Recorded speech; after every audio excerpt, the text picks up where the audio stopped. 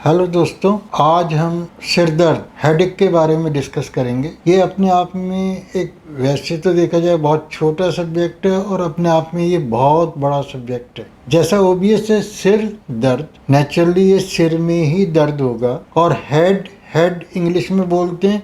Head का मतलब खोपड़ी, उसके अंदर एच होना यानी दर्द का लगातार बने रहना, that is known as headache. जैसे बॉडी एक होता है, जैसा हम जानते हैं कि हेड एक वो चीज है जो हमारे ब्रेन तक को कवर करके रखती है, यानी सारे सिस्टम को, सारी बॉडी को, यहाँ से कंट्रोलिंग सेंटर है। नर्वस सिस्टम के संग बॉडी की एक एक सेल जुड़ी हुई है। यदि उस नर्व सेल में जरा सा भी कहीं इम्पेयरमेंट होता है, और वो इम्पेयरमेंट थकावट के रूप में, कोई भी स्टिमुलाई जहां उसके अंदर रुकावट आ जाती है यानी प्रेशर बनता है, उस दबाव के कारण से वो अपने को दर्द के रूप में प्रेजेंट करता है। कई बार बॉडी एडजस्ट कर रही होती है, उस समय भी दर्द की अनुभूति होती है। ऑल ऑफ सडन चेंज हो जाए एटमॉस्फेयर के अंदर, यानी बहुत ठंड पड़ जाए और उस ठंड के कारण से भी हेडेक हो जाता है। बहुत ज्यादा गर्मी हो जाए तब भी हेडेक हो जाता है, यानी जलवायु परिवर्तन के कारण से भी हेडेक होता है। बॉडी के अंदर इटसेल्फ न्यूरोलॉजिकली और हार्मोनल चेंजेस, उसके अंदर भी हेडेक हो जाता है। तो हम यूं कह सकते हैं कि हेड के अंदर जो स्कल के ऊपर स्किन, उसमें कहीं चेंजेस हो जाए, उसके अंदर खून की सप्लाई में चेंजेस हो जाए, खोपड़ी का जो अंदर का हिस्सा है जिसको हम खोपड़ी का या ब्रेन की झिल्ली बोलते हैं, जिसको मेनिंजिस कहते हैं साइंस में, उसमें किसी कारण से सूजन आ जाए, अंदर जो ब्रेन है, ब्रेन के अंदर कोई प्रेशर बन जाए, चाहे वो ट्यूमर हो, चाहे ब्लड का फ्लो तेज हो जाए, किसी कारण से भी, इसे हम बोलते हैं इंट्राक्रेनियल प्रेशर। वो जो दाब है, दाब अपने को दर्द के रूप में प्रदर्शित करता है। तो पेशेंट को ये जानने के लिए कि भाई हेडेक है, और हेडेक में 99% नॉर्मल कोर्स के अंदर इसमें कोई टेस्ट पॉजिटिव नहीं आता जहां पर पैथोलॉजी इन्वॉल्व नहीं होती। इसलिए बच्चों के अंदर या किसी भी एज ग्रुप के अंदर यदि कोई बहाना बनाना तो बोले सर दर्द हो रहा है, ये सबसे इजी तरीका है अपने आप को एस्केप करने का। बोले जी क्या हो रहा था? बोले सर दर्द हो रहा था, इसलिए मैं काम नहीं कर पाया, इसलिए मेरे से काम हो नहीं पाया, मेरा मूड खराब था, मेरे हेडेक हो रहा था। तो headache is just a symptom, ये केवल एक फीलिंग है। और कई बार हमको एनाफाइलेक्टिक शॉक के कारण से भी हेडेक होता है। कई बार जो है एंटीसिपेटरी फियर, यानी एग्जाम होने वाला है उससे पहले हो जाता है। कई बार ऐसा होता है कि जिंदगी में शादी तो एक ही बार होनी है, तो वो शादी के बारे में ही सोच सोच के कई बार ओवर सेंसिटिव हो जाते हैं, और उसके कारण से भी हेडेक हो जाता है। कई बार दूसरे एटमॉस्फेयर में कि भाई वहाँ कैसा एटमॉस्फेयर होगा, यानी लगातार ओवर थिंकिंग के कारण भी हेडेक हो जाता है। कई बार हम उत्साह में ओवर एक्सरसाइज कर लेते हैं, वहाँ भी हेडेक जो है पैदा हो जाता है। बॉडी के अंदर कई बार जो दूसरे ऑर्गन्स हैं उनमें भी चेंजेस हो सकते हैं। जैसा अभी हमने बताया कि स्कल के अंदर चेंजेस होने से वहाँ पर भी प्रॉब्लम जो है वो बन जाती है। कई बार जो चेहरा, फेशियल को ब्लड सप्लाई बहुत अच्छी होती है, यहाँ पर स्टिमुलेशन होने से, चेहरे में कोई प्रॉब्लम होने से, यहाँ पर कोई दबाव बनने के कारण से तब भी हेडेक बन जाता है। चेहरे के अंदर की साइड, जिनको हम गाल बोलते हैं, वहाँ अंदर कोई डेवलपमेंट हो जाए, यानी कोई फोड़ा, फुंसी,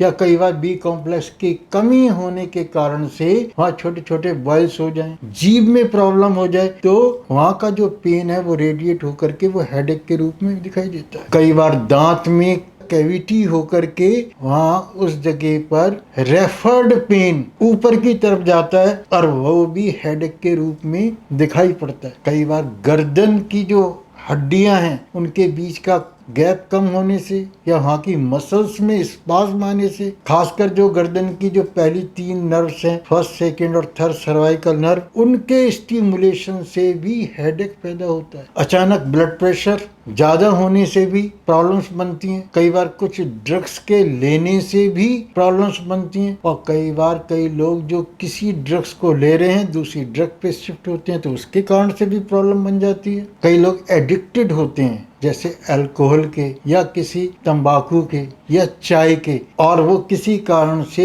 उसकी मात्रा घट जाए या उसको हम all of a sudden withdraw कर दें तो उसके कारण से भी हेडेक पैदा हो जाता है। तो हेडेक के तो बहुत सारे कारण हैं, परंतु ये कई बार सर दर्द बन जाता है डॉक्टर के लिए कि पैथोलॉजिकली जब बॉडी के अंदर चेंजेस नहीं होते, और जब वो चेंजेस नहीं आते हैं, मान लिया कि एक्सरे करवाया, कैट स्कैन कराया और डिफरेंट टाइप की डॉपलर्स कराए, पर सब के सब नॉर्मल, कोई एबनॉर्मलिटी आ ही नहीं रही। ऐसे केसेस के अंदर उस चिकित्सक के लिए काफी चैलेंज हो जाता है, उसको प्रॉपरली हिस्ट्री लेनी होती है। परंतु आयुर्वेद और प्राकृतिक चिकित्सा कहती है कि जहां पर वात दोष होता है, वात दोष कब बनेगा? जब किसी कारण से सर्कुलेशन के अंदर रुकावट पैदा होगी। वैसे तो तीनों दोष ही इन्वॉल्व होंगे, जिसको हम कहते हैं वात पित्त कफ, परंतु वात कब ज्यादा बनेगा? जब कब प्रेशर बनेगा, यानी जिसको हम कहते हैं प्रेशर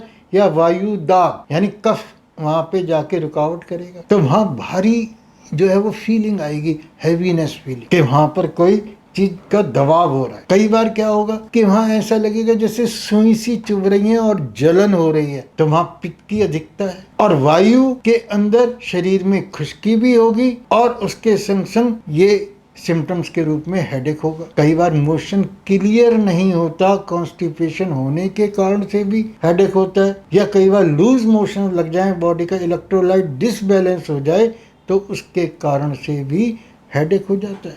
कई बार गले में इन्फेक्शन या कहीं बॉडी के किसी भी जगह इन्फेक्शन होने के कारण से, बुखार होने पर या वायरल इन्फेक्शन होने से भी हेडेक बनता है। प्री मेंस्ट्रुअल हेडेक कई बार लेडीज के अंदर पीरियड्स आने से पहले जो हार्मोनल चेंजेस होकर के बॉडी के अंदर जो दबाव बनता है, वहां पर भी प्री मेंस्ट्रुअल उसको हेडेक कहते हैं, और वो मेंसेस होने के बाद वो नॉर्मल हो जाता है।